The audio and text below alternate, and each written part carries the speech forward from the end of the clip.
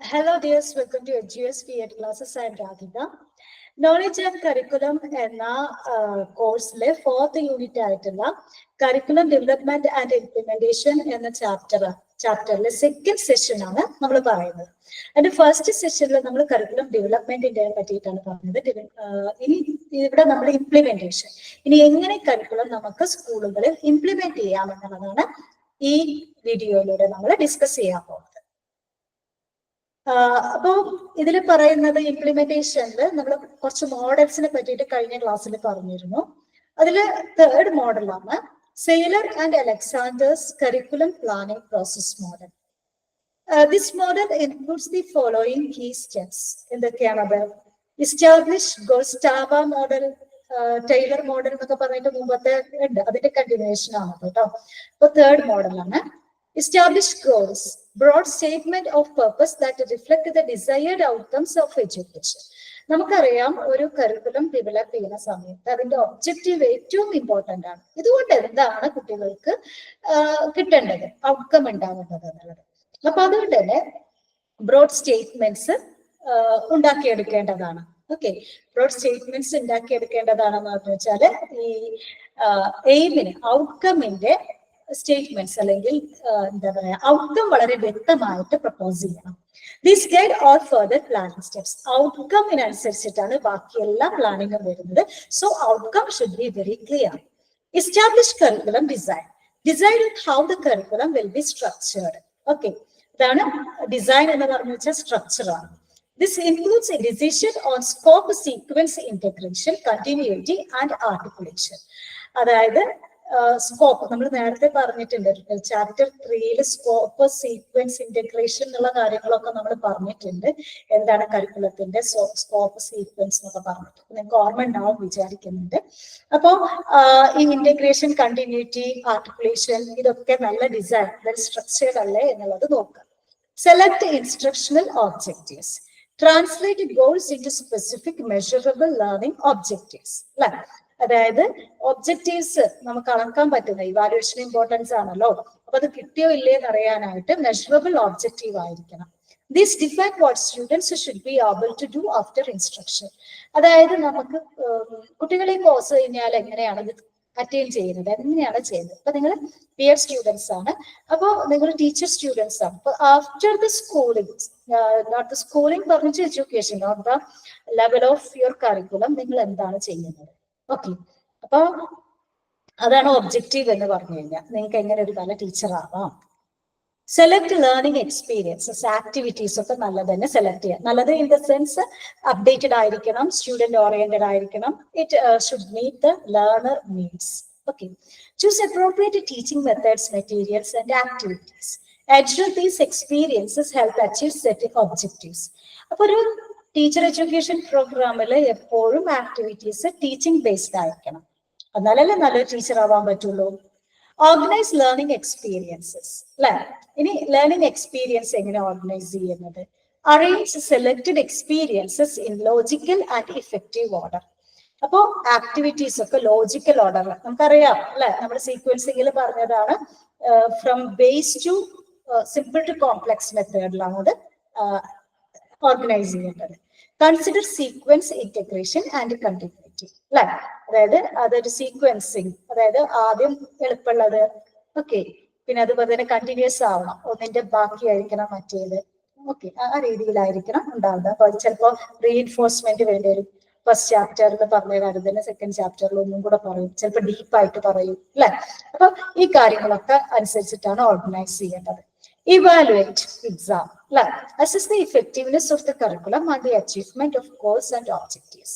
അത് വിലയിരുത്തുക, കുട്ടികൾക്ക് കിട്ടിയോ ഇല്ലയോ അല്ലെ എന്നുള്ളത് വിലയിരുത്തുക. That is examination or evaluation. Use research to improve future plan. എന്നിട്ട് കുട്ടികൾക്ക് അത് കിട്ടിയില്ലെങ്കിൽ എന്താണ് അതിന്റെ മീനിങ്, കരിക്കുലത്തിൽ എന്തോ പ്രോബ്ലം ഉണ്ട്, അതിനനുസരിച്ച് കരിക്കുലം റീഡിസൈൻ ചെയ്യണം. Merits of sailor and Alexander's model. അപ്പൊ ഇതിന്റെ മെറിറ്റ്സ് എന്തൊക്കെയാണ്? Systematic and logical. കുറെ സ്റ്റെപ്സ് ഒക്കെ പറയുന്നുണ്ട് അല്ലെ, ഇപ്പൊ സ്റ്റെപ്പ് ബൈ സ്റ്റെപ്പ് പ്രോസസ്സ് പറയുന്നുണ്ട്. അതുപോലെ making curriculum planning organised and manageable. Curriculum പ്രോസസ്സിനെ ഓർഗനൈസ്ഡ് അല്ലെങ്കിൽ നല്ല രീതിയിൽ മാനേജബിൾ ഒക്കെ ആക്കി മറ്റു നല്ല സിസ്റ്റമാറ്റിക് ആയിട്ടുള്ള ഒരു മോഡലാണ് Saylor and Alexander put forward ചെയ്തത്. ദെൻ ഗോൾ ഓറിയന്റഡ് ആണ്, ഒബ്ജക്റ്റീവ് ഔട്ട്കം ഓറിയന്റഡ് ആണ്. Begins with the setting broad educational goals, ensuring clarity and purpose throughout the planning process. Okay. അപ്പോൾ പ്ലാനിങ് പ്രോസസ്സ് വളരെ ഇമ്പോർട്ടന്റ് ആണ്, കാരണം ഗോൾ ഓറിയന്റഡ് ആണ്. നമുക്കറിയാം ഒബ്ജക്റ്റീവ്സും outcome oriented ആയിട്ടുള്ള ഒരു എഡ്യൂക്കേഷൻ ആണ് എന്താണ് ഏറ്റവും നല്ലത്. എന്നാലേ നമുക്ക് ബാക്കിയുള്ള കാര്യങ്ങളൊക്കെ സെറ്റ് ചെയ്യാൻ പറ്റുള്ളൂ. ഔട്ട്കം ബേസ്ഡ് ആയിരിക്കണം. Focus on evaluation, evaluation importance ഉണ്ട്. ഫ്ലെക്സിബിലിറ്റി ഇൻ കരിക്കുലം ഡിസൈൻ, അതായത് റിജിഡ് ആയിട്ടുള്ള ഒരു കരിക്കുലം ഡിസൈൻ അല്ല പറയുന്നത്. Allows different curriculum structures and teaching strategies depending on learners needs. കുട്ടികളുടെ ആവശ്യത്തിനനുസരിച്ചിട്ട് മാറ്റാം. നേരത്തെ പറയുന്നുണ്ടല്ലോ ഇവാലുവേഷൻ ഒരു വർഷം കഴിഞ്ഞിട്ട് കുട്ടികൾ ആ ഒരു ഗോൾ അല്ലെങ്കിൽ ഔട്ട്കം കുട്ടികൾക്ക് ഉണ്ടായില്ലെങ്കിൽ റീഡിസൈൻ ചെയ്യാം എന്നുള്ളൊരു ഓപ്ഷൻ ഉണ്ട്. That is flexibility. Alignment of objectives and activities. Emphasize aligning learning objectives with the teaching methods and evaluation tools. അതുപോലെ തന്നെ ലേണിംഗ് ഒബ്ജക്റ്റീവ്സും ടീച്ചിങ് മെത്തേഡ്സും ഒക്കെ വെച്ചിട്ട് കുട്ടികളെ ഇവാലുവേറ്റ് ചെയ്യാം. അതായത് നമുക്കറിയാം ഈ ഒബ്ജക്റ്റീവ് കിട്ടിയോ through these learning materials or activities, that is evaluation. അപ്പോൾ ഇവാലുവേഷനും പക്കയായിട്ട് പറയുന്നുണ്ട്. So these are the merits. Then demerits ഉണ്ട്. Too linear and prescriptive. Step-by-step process may limit flexibility and creativity in curriculum development. കുറെ prescriptive ആണ്, അതായത് describe ചെയ്ത് പറയുന്നുണ്ട്, പക്ഷെ അത് പ്രാക്ടിക്കൽ ആണോ എന്നുള്ളത് കുറച്ച് ഡിഫിക്കൽട്ട് ആണ്. Less emphasise on learner participation. Learner പാർട്ടിസിപ്പേഷനെ പറ്റിയിട്ട് കാര്യമായിട്ടൊന്നും പറയുന്നില്ല. The model is more teacher or planner centred and may not fully consider student voice or individual needs. കാരണം ഇവർക്ക് അത് കിട്ടിയിട്ടില്ലെങ്കിൽ മാറ്റാം, ടീച്ചിങ് മോഡലാണ് മാറ്റേണ്ടത് എന്നുള്ള കാര്യങ്ങളൊക്കെയാണ് സെയിലർ ആൻഡ് അലക്സാണ്ടർ പറയുന്നത്. Contextual factors are re-emphasized. External influence like culture, politics and socio-economic conditions are not clearly addressed. അപ്പൊ ഈ കാര്യങ്ങളൊക്കെ കരിക്കുലത്തിൽ ഉൾപ്പെടുത്തേണ്ടതിനെ പറ്റിയിട്ട് ഇവർക്ക് വലിയ ധാരണയില്ല, അതിനെ പറ്റിയിട്ടൊന്നും പറയുന്നില്ല. Time consuming. The detailed planning process can be lengthy and demanding, especially in large educational settings. അപ്പോൾ ഇത് സമയത്ത് തീരോ എന്നുള്ളതും വളരെ ശ്രദ്ധിക്കേണ്ട കാര്യമാണ്. അപ്പോൾ അതുകൊണ്ട് തന്നെ ടൈം കൺസ്യൂമിംഗ് ആണ്. Assumes ideal conditions. Assumes that all institutions have resources and trained personnel to follow the full process effectively. അപ്പം എല്ലാ ഇൻസ്റ്റിറ്റ്യൂഷനിലും ചെക്ക് ചെയ്യണം, മോണിറ്റർ ചെയ്യണം അല്ലെ, ഇവിടെ ഇഫക്റ്റീവ് ആയിട്ട് നടക്കുന്നുണ്ടോ, അതിനനുസരിച്ച് വേണ്ടേ റീഡിസൈൻ ചെയ്യാനായിട്ട്. So it's also very difficult. Then curriculum implementation. ഇനി ഇത് നമ്മൾ ഇംപ്ലിമെന്റ് ചെയ്യാൻ പോവുകയാണ്. ഓക്കെ, കരിക്കുലൊക്കെ നമ്മൾ ഡിസൈൻ ചെയ്തു, ഡെവലപ്പ് ചെയ്തു, then we are going to implement it. Curriculum implementation means putting the curriculum into action അല്ലെ. നമ്മൾ വെൽ സ്ട്രക്ചേർഡ് കരിക്കുലം ഉണ്ടാക്കി എന്നിട്ട് അത് എന്ത് ചെയ്യാണ്, പഠിപ്പിക്കാനായിട്ട് കൊടുക്കുകയാണ് ടീച്ചേഴ്സിന്റെ കയ്യിൽ. It turns plans into learning experiences for students. ഈ കരിക്കുലം പ്ലാൻ എന്ന് പറഞ്ഞു വെച്ചാൽ കുട്ടികൾക്ക് നല്ലൊരു ലേണിംഗ് എക്സ്പീരിയൻസ് ഉണ്ടാവാനാണ് നമ്മൾ കരിക്കുലം ഡിസൈൻ ചെയ്യുന്നത്. It happens at 2 levels, institution and classroom. 2 ലെവലിലുള്ള കരിക്കുലം എക്സ്പീരിയൻസ് കുട്ടികൾക്ക് ഉണ്ടാവും. It also called curriculum transaction എന്ന് വെച്ച് കഴിഞ്ഞാൽ ക്ലാസ് റൂമിലുള്ള എക്സ്പീരിയൻസും അതൊക്കെ കരിക്കുലത്തിൽ വരുന്നതാണ്. പിന്നെ എക്സ്ട്രാ കരിക്കുലർ എന്നൊക്കെ നമ്മൾ പറഞ്ഞിട്ടുള്ള കോ കരിക്കുലർ ആക്ടിവിറ്റീസ് എന്നൊക്കെ പറഞ്ഞിട്ടുള്ള ആർട്സ് ഡേ, സ്പോർട്സ് ഡേ അല്ലെ, അതൊക്കെ ഇൻസ്റ്റിറ്റ്യൂഷൻ ലെവലിലാണ് കുട്ടികൾ എക്സ്പീരിയൻസ് ചെയ്യുന്നത്. പിന്നെ അതുപോലെ തന്നെ കരിക്കുലം ട്രാൻസാക്ഷൻ എന്ന് പറഞ്ഞു വെച്ചാൽ കരിക്കുലം കുട്ടികളിലേക്ക് എത്തുക, that is curriculum transaction from teacher to student. It can be done through individual, group or distance learning. പല രീതിയിലുള്ള ഇംപ്ലിമെന്റേഷൻ ഉണ്ട്. 1-to-1 ടീച്ചിങ് ഉണ്ട്, നമ്മൾ നേരത്തെ ഡിസ്കസ് ചെയ്തതാണ് 1-to-1 teaching. Group teaching, class റൂമിലൊക്കെ നടക്കുന്നത് ഗ്രൂപ്പ് ടീച്ചിങ് ആണ്. ഡിസ്റ്റൻസ് ലേണിംഗ്, ഇപ്പൊ യൂണിവേഴ്സിറ്റി ഇഗ്നോ, SGOU യൂണിവേഴ്സിറ്റികളൊക്കെ ഡിസ്റ്റൻസ് മോഡ് ഓഫ് ടീച്ചിങ് ആണ് നടക്കുന്നത്. Meaning of curriculum implementation. After planning, the curriculum needs to be used in real classrooms. Real classroom il adu implement cheya. Teaching is the main way to implement the curriculum. അതായത് ടീച്ചിങ്ങിലൂടെയാണ് നമ്മൾ curriculum implement ചെയ്യുന്നത് അല്ലെ. Teacher is implementing the curriculum. ആ teaching method എങ്ങനെ വേണം എന്നുള്ളത് കരിക്കുലത്തിൽ പറയുന്നുണ്ട്. And it is up to the teacher. Teaching is planned to change students behaviour positively. എന്തിനാണ് നമ്മൾ പഠിക്കുന്നത് അല്ലെ, നല്ലൊരു ക്യാരക്ടർ ബിഹേവിയർ ഉണ്ടാവാൻ വേണ്ടി. It helps students gain knowledge, skills, attitudes, and interests. അല്ലെ, കുട്ടികൾക്ക് അറിവും സ്കില്ലും ആറ്റിറ്റ്യൂഡ്സും ഇൻട്രസ്റ്റും എല്ലാ കാര്യങ്ങളും ഉണ്ടാവാൻ വേണ്ടിയിട്ടാണ് നമ്മൾ കരിക്കുലം ഡിസൈൻ ചെയ്തെടുക്കേണ്ടത്. It includes well designed and organised instruction. നല്ലൊരു ഇൻസ്ട്രക്ഷൻ മെത്തേഡ് ഓഫ് ടീച്ചിങ്ങും കൂടെ ഉണ്ടെങ്കിലാണ് കരിക്കുലം ഇഫക്റ്റീവായിട്ട് നമുക്ക് ഇംപ്ലിമെന്റ് ചെയ്യാൻ പറ്റും. Curriculum implementation models. അപ്പൊ ഇതിനും കുറച്ച് മോഡൽസ് ഉണ്ട്. Models help support teachers in using new curriculum. അല്ലെ, അപ്പൊ എങ്ങനെയൊക്കെ നമ്മൾ കരിക്കുലം ഇംപ്ലിമെന്റ് ചെയ്യണം എന്നുള്ളത് നമുക്കറിയാം, കുറച്ച് ഡിഫിക്കൽട്ട് ആയിട്ടുള്ള കാര്യങ്ങളാണ്. അപ്പൊ അത് ഈ മോഡൽസ് ആണ് പറയുന്നത് എങ്ങനെയൊക്കെയാണ് നമ്മൾ ക്ലാസ് റൂമിൽ പഠിപ്പിക്കേണ്ടത്. ഓക്കെ, സോ ഈ കാര്യങ്ങളൊക്കെ കുറച്ച് മോഡൽസ് ORC, LOC മോഡൽസ് ആണ് പറയാം. Two popular models ആണ് ORC and LOC models. നമ്മൾ ഡീറ്റെയിൽ ആയിട്ട് പറയുന്നുണ്ട്. These models focus on teacher concerns and support. അപ്പോൾ ടീച്ചറിനെയാണ് ഇവിടെ ഈ മോഡൽസ് സപ്പോർട്ട് ചെയ്യുന്നത്. അതായത് എങ്ങനെ ക്ലാസ് എടുക്കണം. Okay, they help manage change and overcome resistance. അല്ലെ, കുറെ ബുദ്ധിമുട്ടുകൾ ഉണ്ടാവും from the part of teacher, from the part of institution, from the learner, from parents also.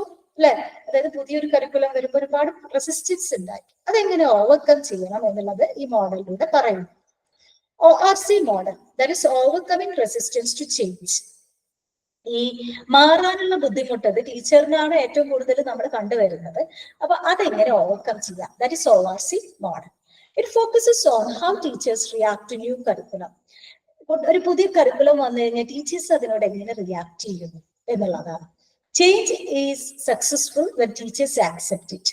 പുതിയൊരു കരിക്കുലം നല്ല രീതിയിൽ ടീച്ചേഴ്സ് ഇഫക്റ്റീവായിട്ട് പഠിപ്പിച്ചു കഴിഞ്ഞാൽ there is no problem at all. Teachers concerns must be understood and addressed. ടീച്ചറുടെ കാര്യങ്ങൾ, അതായത് ടീച്ചറിന് കുറേ പ്രോബ്ലംസ് ഉണ്ടായിരുന്നു. കാരണം കുറെ കാലങ്ങളായിട്ട് പഠിപ്പിക്കുന്ന ടീച്ചേഴ്സ് ആവുമ്പോൾ അവർക്ക് അറിയാം ദ ബെസ്റ്റ് ഓഫ് ക്ലാസ്. അപ്പൊ അതുകൊണ്ട് തന്നെ അവരുടെ ഡിമാൻഡ്സും നീഡ്സും ഒക്കെ കൺസിഡർ ചെയ്തിട്ട് വേണം കരിക്കുലം ഡിസൈൻ ചെയ്യാനായിട്ട്. Motivation is better than giving orders to staff. ഇതിങ്ങനെ ചെയ്യണം എന്ന് പറയല്ല, അതായത് മോട്ടിവേറ്റ് ചെയ്യുക. You can, okay, how to change എന്ന് പറഞ്ഞിട്ടുള്ള രീതിയിൽ ടീച്ചേഴ്സിനെ മോട്ടിവേറ്റ് ചെയ്ത് കഴിഞ്ഞാൽ they can do magics in the class room. Then ORC model. Okay, അത് 4 സ്റ്റേജസ് ഓഫ് ഓവർകമിങ് റെസിസ്റ്റൻസ്. അല്ലെ, അപ്പൊ 4 സ്ട്രാറ്റജീസ് ഉണ്ട് അതിന്. സോറി, 4 സ്റ്റേജസ് ഉണ്ട്. Unrelated concern, personal. അല്ലെ, അതായത് നമുക്ക് പ്രത്യേകിച്ച് ഒന്നുമില്ലാതെ നമുക്ക് തോന്നും ഇതൊന്നും ശരിയാവില്ല. പേഴ്സണൽ കൺസേൺസ്, ഞാൻ പഠിപ്പിച്ചാൽ ശരിയാവും. ടാസ്ക് റിലേറ്റഡ് കൺസേൺസ്, അല്ലെ, ഈ ആക്ടിവിറ്റി കൊണ്ടൊക്കെ വല്ല കാര്യമുണ്ടോ. ഇമ്പാക്ട് റിലേറ്റഡ് കൺസേൺസ്, ഇതൊക്കെ പഠിച്ചാൽ കുട്ടികൾക്ക് വല്ല കാര്യം ഉണ്ടാവും. Each stage reflects different teacher reactions to change. അപ്പൊ ഇതിൽ ഓരോ കാര്യത്തിലും ഓരോ സ്റ്റേജിലും പറയുന്നത് ടീച്ചറിന്റെ ഈ റെസിസ്റ്റൻസ് ആണ്, ചേഞ്ച് ചെയ്യാനുള്ള അല്ലെങ്കിൽ മാറാനുള്ള ഒരു ബുദ്ധിമുട്ട്. സ്റ്റേജ് 1 അൺറിലേറ്റഡ് കൺസേൺസ് എന്ന് പറഞ്ഞാൽ എന്താണ്? Teachers feel the change does not affect them. ആരെന്ത് പറഞ്ഞാലും ഞാൻ പുറത്താലായിട്ട് പഠിപ്പിക്കുന്നത് അങ്ങനെ തന്നെ ചെയ്യും. They are not interested or involve. അല്ലെ, എന്താ ആക്ടിവിറ്റി, എനിക്കൊന്നും വയ്യാതൊന്നും. No resistance because they feel it is not relevant. അല്ലെ, കാരണം ഇതിലൊന്നും വലിയ കാര്യമില്ല, അതൊക്കെ കുറച്ച് കഴിഞ്ഞാൽ അവർ മാറ്റും. അങ്ങനെയൊക്കെ തോന്നലുണ്ടാവും ടീച്ചേഴ്സിന്. കുറെ കാലമായിട്ട് വർക്ക് ചെയ്യുന്ന ടീച്ചേഴ്സ് എസ്പെഷ്യലി. പുതിയ ആളുകൾക്ക് അറിയില്ലല്ലോ, അവർ they are used to the system or they are very easily adapted to the system. But experienced ടീച്ചേഴ്സിനെ മാറ്റാനാണ് കൂടുതൽ ബുദ്ധിമുട്ട് നമ്മൾ കാണുന്നതാണ്. Then example, online learning feels unrelated to their job. അല്ലെ, പണ്ട് കോവിഡ് കാലത്ത് ഓൺലൈൻ ലേണിംഗ്, ഓൺലൈൻ ടീച്ചിങ്, അയ്യോ എന്താണത് ടെക്നോളജി, എനിക്കറിയില്ല, എനിക്കത് പറ്റില്ല, എനിക്ക് ക്ലാസ്സിൽ പോയി പഠിപ്പിച്ചാലേ പറ്റുള്ളൂ, എന്നാലേ കുട്ടികളെ മാനേജ് ചെയ്യാൻ പറ്റുള്ളൂ. So a lot of excuses are there. The stage is about indifference. ഒരു ഇൻഡിഫറൻസ് ആണ്. അല്ലെ, ഇതൊന്നും ശരിയാവില്ല, മാറ്റം അവർക്ക് താല്പര്യമില്ലാത്ത പോലെ. Then personal concerns എന്തൊക്കെയാണ്? Teachers start thinking about personal impact. അല്ലെ, എനിക്ക് പറ്റുമോ? They compare new and old methods. ഈ പണ്ടൊക്കെ സുഖമായിരുന്നു പഠിപ്പിക്കാൻ. അല്ലെ, ക്ലാസ് റൂമിൽ പോയിട്ട് ഇങ്ങനെ വായിച്ചാൽ മതി, കുട്ടികളൊക്കെ പിൻ ഡ്രോപ്പ് സൈലൻസ് ആണ്, ഉണ്ടാതിരിക്കും. ക്ലാസ് മാനേജ് ചെയ്യാനേ പറ്റില്ല, ബിക്കോസ് ആക്ടിവിറ്റി ഗ്രൂപ്പ് ഡിസ്കഷൻ ഭയങ്കര ഒച്ചപ്പാടാണ്. I can't bear it. അല്ലെ, ടീച്ചേഴ്സ് പറയുന്നത് കേൾക്കാം. They worry about how it changes their teaching. എന്റെ കഴിവൊക്കെ നഷ്ടപ്പെടുകയാണ്, കാരണം എനിക്ക് പഠിപ്പിക്കാനൊന്നും ഇല്ലല്ലോ, അതുകൊണ്ട് എന്റെ കഴിവുകളൊക്കെ ടീച്ചിങ് എബിലിറ്റീസ് ഒക്കെ നഷ്ടപ്പെടുകയാണ്. They become more involved in the process. Like, അവര് ഈ പ്രോസസ്സിലേക്ക് ഇൻവോൾവ് ചെയ്ത് കഴിഞ്ഞു കഴിഞ്ഞാൽ ഓക്കെ ഇല്ല, പക്ഷെ they are not at all ready to change. Personal reaction is strong at this stage അല്ലെ. ഇവിടെ അവര് സിവിയർ ആയിട്ട് തന്നെ ക്രിറ്റിസിസം പറയുന്നതായിരിക്കും. Task related concerns. Teachers think about how to use the new system.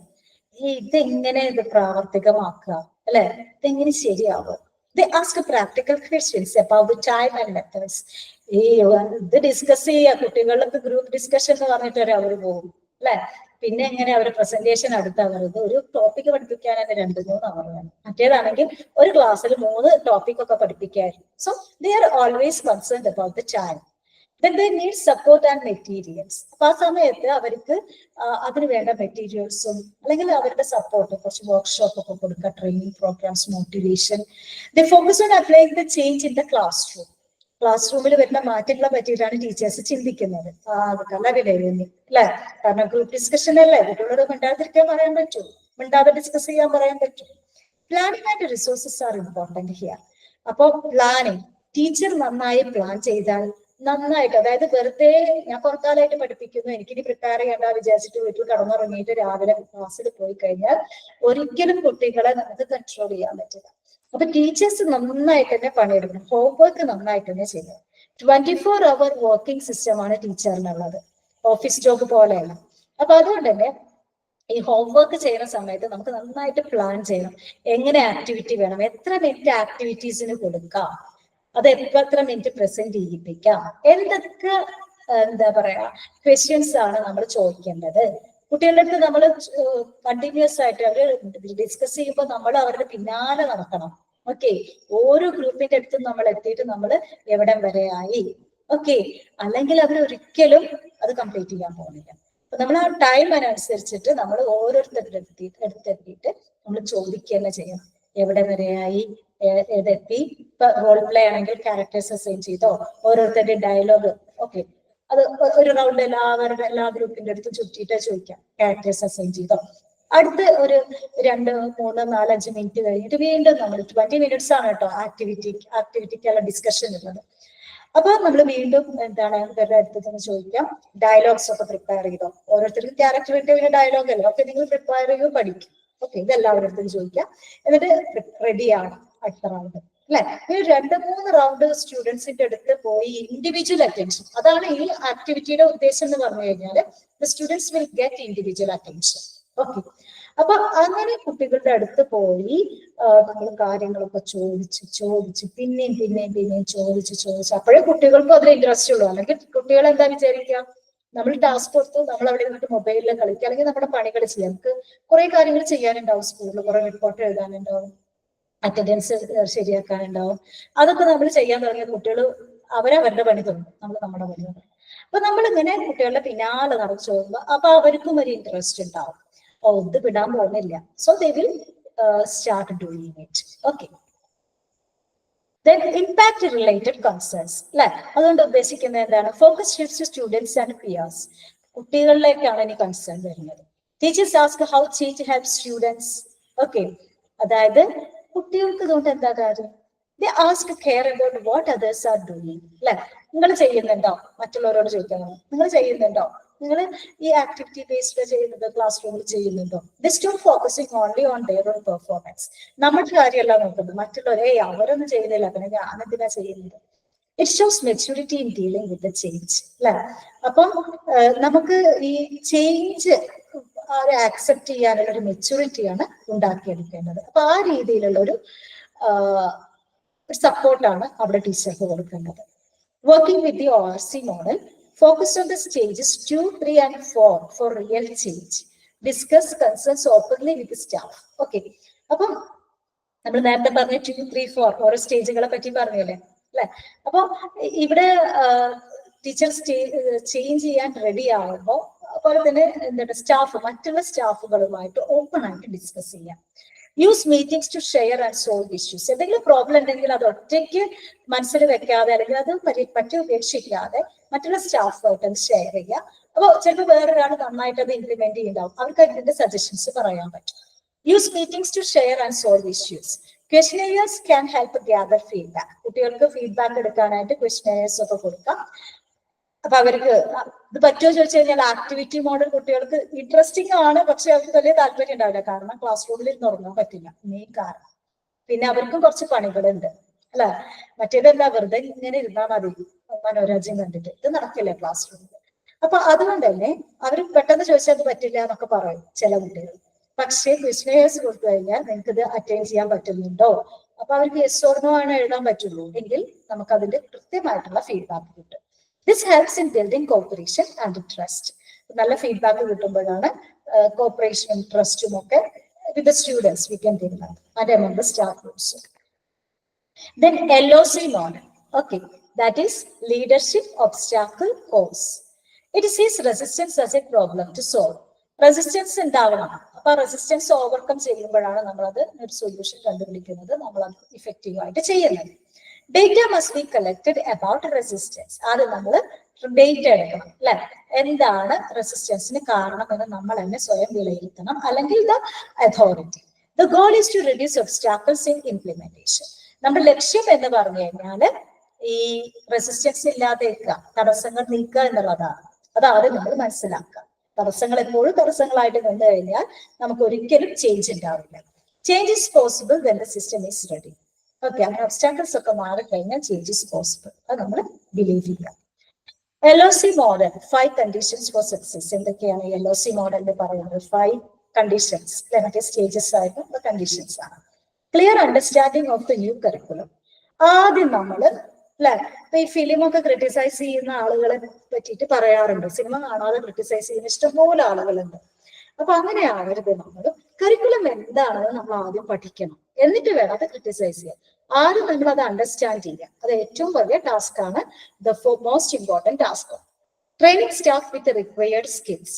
ഇനി ടീച്ചേഴ്സിന് ഇതിനുള്ള സ്കില്ലൊക്കെ ഉണ്ടാക്കിയെടുക്കുക. കമ്മ്യൂണിക്കേഷൻ സ്കില്ല് നന്നായിട്ട് വേണം ഈ ആക്ടിവിറ്റി ഓറിയന്റഡ് ക്ലാസ് റൂം എടുക്കാൻ. അപ്പൊ ആ സ്കില്ലുകൾ ടീച്ചേഴ്സിന് ഉണ്ടാക്കിയെടുക്കുക.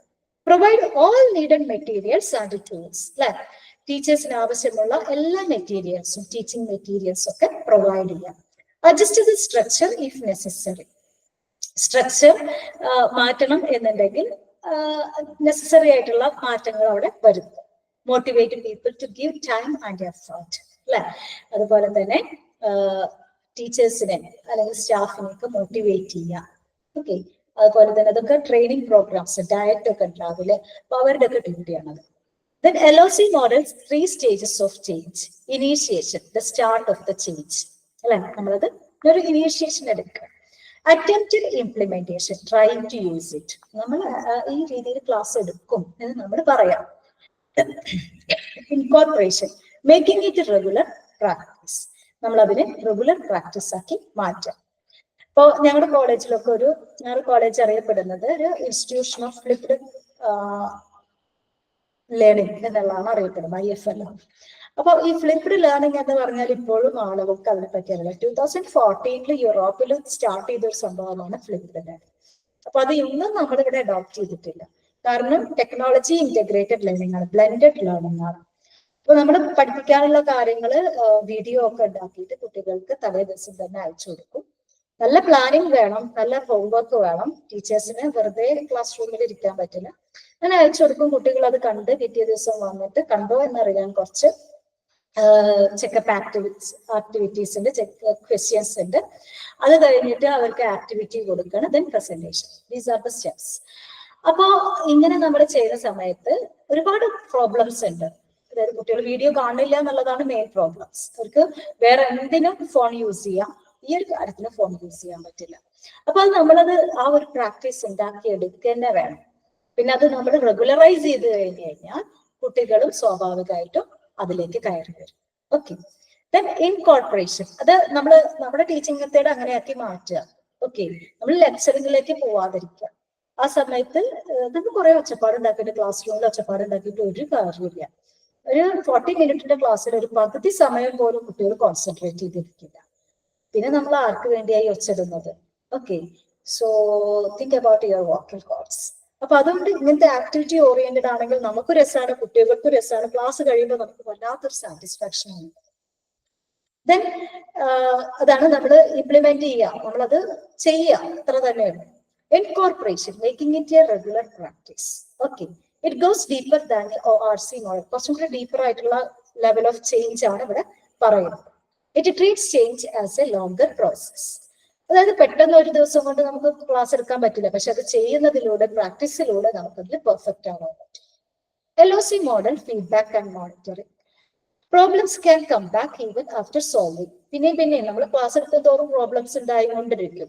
ഓക്കെ, അതൊക്കെ സോൾവ് ചെയ്ത് നമ്മൾ അതിൽ പ്രോ ആയി മാറും. Feedback helps in track recurring issues. കുട്ടികളുടെ അടുത്ത് ചോദിക്കുക എന്തൊക്കെയാണ് പ്രോബ്ലംസ്, അപ്പൊ അതൊക്കെ അനുസരിച്ച് നമുക്കത് മാറ്റാൻ പറ്റും.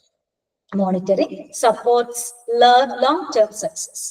അതുപോലെ തന്നെ ലോങ് ടേം സക്സസ് ആണ് നമ്മൾ ഉദ്ദേശിക്കുന്നത്. അത് വരുന്നുണ്ടോ എന്നുള്ളത് നമ്മൾ എൻഷുർ ചെയ്യാം. It എൻഷുർസ് that changes stay effective. അല്ലെ, നല്ല രീതിയിലാണ് ചേഞ്ചസ് ഉണ്ടാവുന്നത് എന്നുള്ളത് നമ്മൾ ഉറപ്പുവരുത്തുക. Ongoing evaluation is part of the model.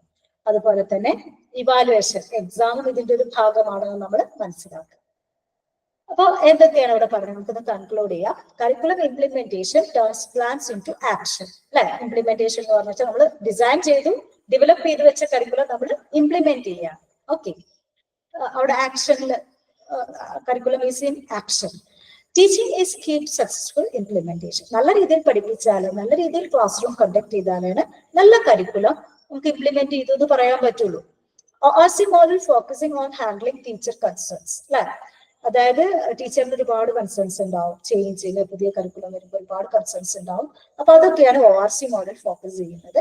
LOC model deals with obstacles and long term success. അതെങ്ങനെ തരണം ചെയ്യാം, അല്ലെ, ഈ ഒബ്സ്റ്റാക്കിൾസ് ഒക്കെ എങ്ങനെ തരണം ചെയ്യാം എന്നുള്ളതാണ് LOC model is discuss. Both models aim to make changes effective and lasting. അല്ലെ, ഇഫക്റ്റീവ് ലാസ്റ്റിംഗ് ആയിട്ടുള്ള ചേഞ്ചസ് ഉണ്ടാക്കാനാണ് ഈ രണ്ട് മോഡലും നമ്മൾ ഉപയോഗിക്കുന്നത്. ഓക്കെ, അപ്പൊ ഇതിലൂടെ നിങ്ങൾ നാളെ നല്ല ടീച്ചേഴ്സ് ആയിട്ട് മാറുക. അത് നല്ല ടീച്ചേഴ്സ് ആയിട്ട് മാറുമ്പോൾ കരിക്കുലം അതിന്റെ ഫുൾ ഇഫക്റ്റീവ്നെസ്സോടുകൂടി ക്ലാസ് റൂമിൽ ഇംപ്ലിമെന്റ് ചെയ്യുക. That is your responsibility. പലരും പലതും പറയും, ഇതൊന്നും നടക്കില്ല. നടക്കൂ എന്നുള്ളത് നമുക്കൊന്ന് ചെക്ക് ചെയ്ത് നോക്കാം. അല്ലെ, അങ്ങനെയല്ലേ നമ്മൾ യുണീക്ക് ആവുന്നത്. മറ്റുള്ളവരുടെ പോലെ നമ്മളും മുമ്പേ ഗമിക്കുന്ന ഗോവ് തന്നെ പിന്നെ ഗമിക്കുന്ന കോക്കളെല്ലാം എന്ന് പറഞ്ഞിട്ട് നമ്മൾ മറ്റുള്ളവരുടെ അതേ പാത പിന്തുടർന്നു കഴിഞ്ഞാൽ എന്തെങ്കിലും ചേഞ്ച് ഉണ്ടാവുമോ, എന്തെങ്കിലും ഇഫക്റ്റീവ്നെസ് ഉണ്ടാവുമോ കരിക്കുലത്തിന്, നമുക്കൊരു യുണീക്ക്നെസ് ഉണ്ടാവുമോ? അപ്പൊ നമ്മൾ യുണീക്ക് ആവുക ഇൻ എവറി മാനർ. ഡ്രസ്സിങ്ങിലും അല്ലെങ്കിൽ നമ്മുടെ സ്റ്റൈലിലും മാത്രമല്ല, ഇൻ അവർ ടീച്ചിങ് സ്റ്റൈലിൽ നമ്മൾ യുണീക്ക് ആവുക. That's also very important. How you will become good teachers in future. Okay, so it is time to conclude. Thank you for watching. അപ്പോ നിങ്ങൾക്ക് മനസ്സിലായി എന്ന് വിചാരിക്കുന്നു. നിങ്ങൾ ഇതിന്റെ മുമ്പത്തെ ചാപ്റ്റേഴ്സ് കണ്ടു കഴിഞ്ഞാലേ കുറെ കാര്യങ്ങൾ മനസ്സിലാവുള്ളൂ.